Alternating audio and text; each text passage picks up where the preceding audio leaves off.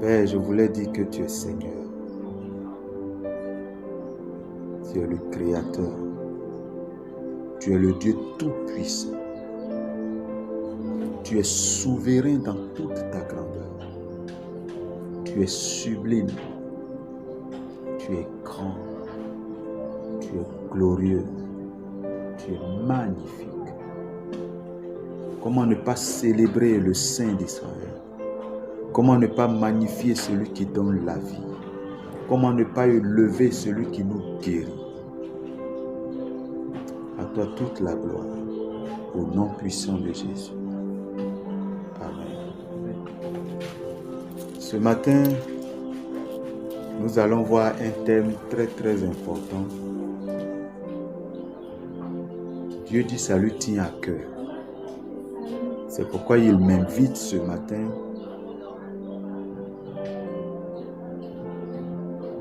à pouvoir t'apporter ce qui tient à cœur à Dieu. Alléluia. Ça lui tient à cœur. Parce qu'il veut que tu sois dans la connaissance de la chose. Parce qu'il veut te bénir. Il veut glorifier son nom dans ta vie. Alléluia. Et ce matin, nous allons voir la louange et l'adoration. Alléluia. Pendant 4 séances, nous allons voir des éléments qui vont nous éclairer à louer Dieu et à adorer Dieu. Alléluia. Ce matin, nous allons plus parler de l'adoration. Dans le chapitre 1, nous allons voir le modèle divin de la louange et de l'adoration. Dans le chapitre 2, nous verrons pourquoi nous devons adorer. Nous devons voir quand et où nous devons adorer ou louer Dieu. Et dans le 3e chapitre, nous allons voir le plan éternel de Dieu concernant la louange et l'adoration. Dans le chapitre 4, nous verrons les expressions de louange et d'adoration. Et enfin, nous allons voir la victoire par la louange et l'adoration. Alléluia.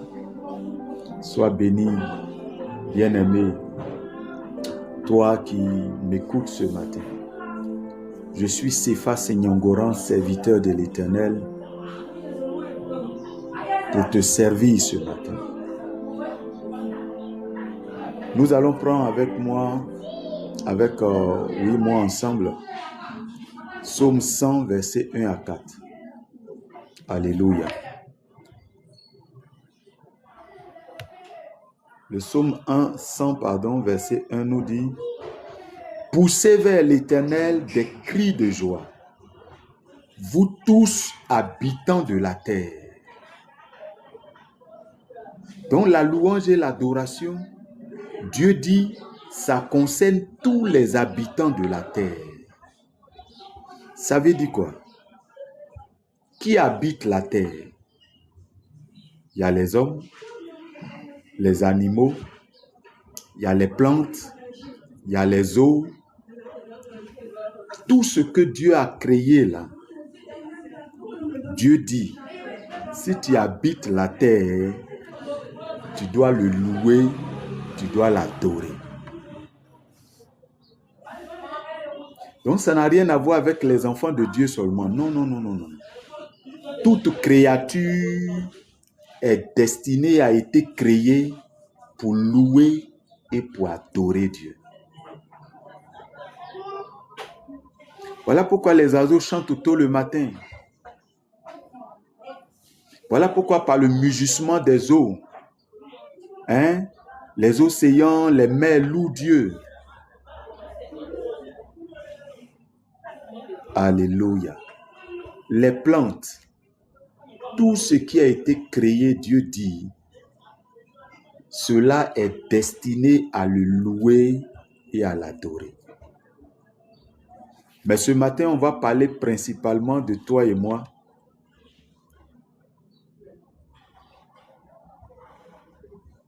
Dans la louange et l'adoration de Dieu. Et le verset 3, toujours de Psaume 100 là, verset 2, pardon, il dit, servez l'Éternel avec joie, venez avec allégresse, à sa présence. Donc, servir l'Éternel avec joie.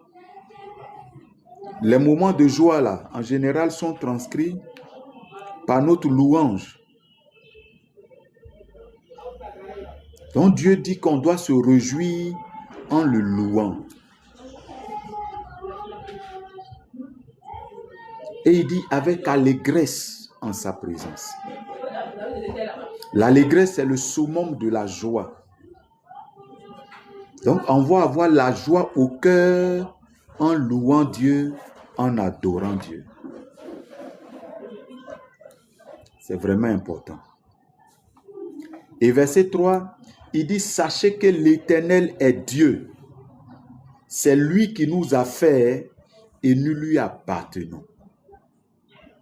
Parce que toi et moi, on appartient à Dieu. Dieu dit, ce pourquoi il nous a créés premièrement, c'est pour le louer, l'adorer. Et il dit, nous sommes son peuple et le troupeau de son pâturage. Alléluia. C'est vraiment important. Donc Dieu nous a fait, nous tous, mais il attend encore plus de son peuple, ce qu'il s'est acquis au travers de l'œuvre de Christ à la croix. C'est vraiment important. Nous devons louer et adorer Dieu.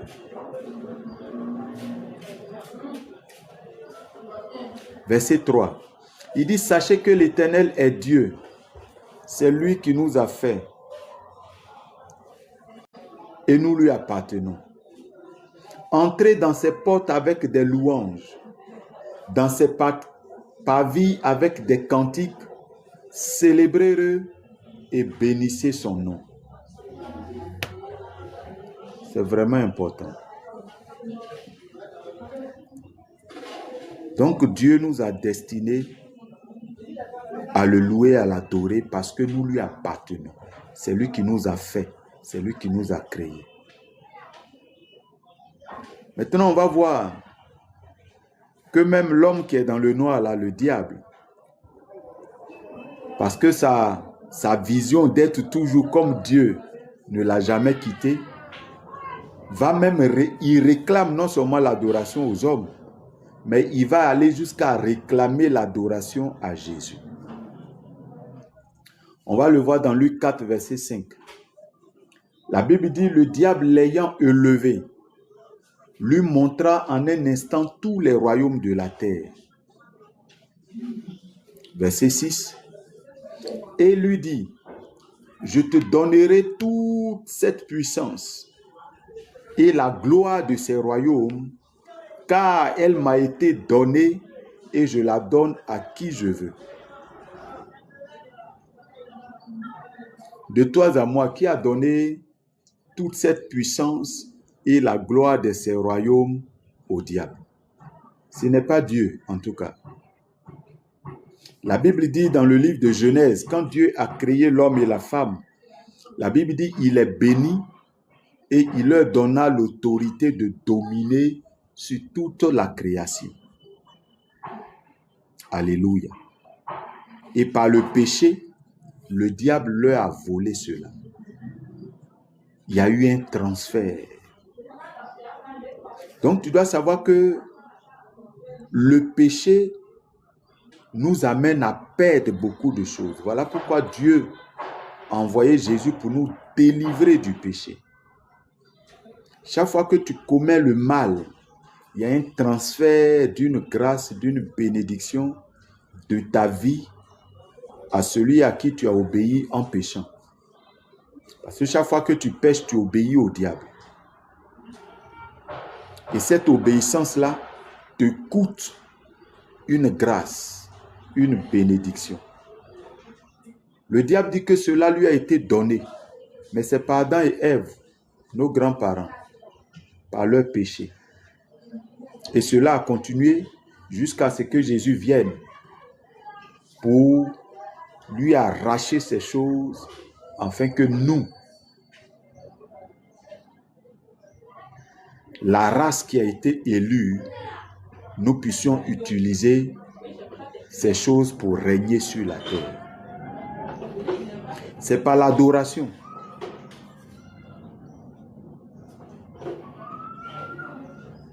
Que le diable, je vais dire, vole beaucoup de choses dans la vie des enfants de Dieu, dans la vie des hommes. Parce que la Bible dit en Jean 10 que le diable est un voleur et il ne vient que pour dérober, égorger et détruire.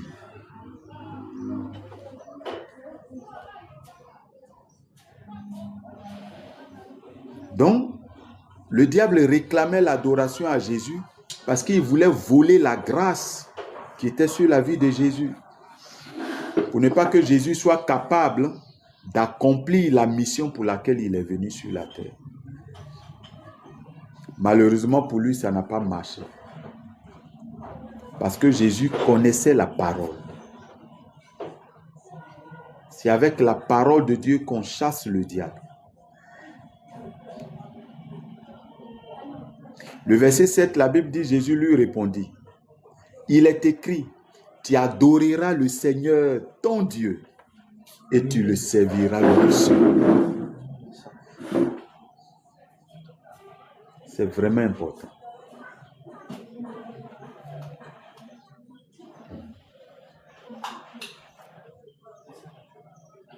C'est vraiment important. Jésus va lui faire comprendre que mon ami, tu n'es pas digne d'être adoré. Parce qu'il est écrit que tu adoreras le Seigneur, ton Dieu, et tu le serviras lui seul. Et cette parole-là, Jésus l'a tirée de Exode 20, versets 3 à 6. Alléluia. C'est Dieu qui a établi toutes choses. Et dans Exode 20, versets 3 à 6, il a interdit à Israël et à tous ceux qui le suivraient qu'ils n'ont pas d'autre Dieu à adorer, si ce n'est que lui seul, Yahweh. Alléluia. L'adoration a une seule personnalité à qui on doit vouer l'adoration. Il s'appelle l'Éternel. Il s'appelle Jésus. Et son nom révélé dans le Nouveau Testament, c'est Jésus-Christ. Alléluia. Donc c'est le Dieu créateur qu'on doit adorer et non pas quelqu'un d'autre. Donc vous voyez que nos parents ont fait l'erreur d'aller dans les rivières, d'avoir des canaries, des fétiches. Dieu dit on ne doit pas adorer rien d'autre si ce n'est que lui seul. Et tous ceux qui adorent autre chose que Dieu le Créateur, ils ont tous les problèmes. Voilà pourquoi nos familles ont traversé des étapes lugubres de leur vie. Et nous avons souffert de ces choses jusqu'à aujourd'hui. Et maintenant que nous avons eu l'éclairage, nous devons savoir qui adorer et comment adorer. Bien-aimé, tu n'as pas autre chose à adorer. Alors ne sois pas de ceux qui vont dans la maison du Seigneur et qui ont des amulettes chez eux. Qui vont dans la maison du Seigneur, qui ont des canaris chez eux. Qui vont dans la maison du Seigneur, qui ont des fétiches chez eux. Qui vont dans la maison du Seigneur et qui ont d'autres types d'adoration. Dieu dit, tu es en train d'idolâtrer. Tu es en train d'attirer sa jalousie contre toi. Tu es en train d'attirer sa colère, sa malédiction, qui va non seulement peser sur toi, mais qui va aller jusqu'à la 4e génération. Alléluia. Dieu seul est digne d'être adoré. Exode 20, versets 3 à 6. Et Jésus va utiliser ce passage-là pour dire à Satan qu'il est écrit, tu adoreras le Seigneur ton Dieu et tu le serviras lui seul. C'est vraiment important.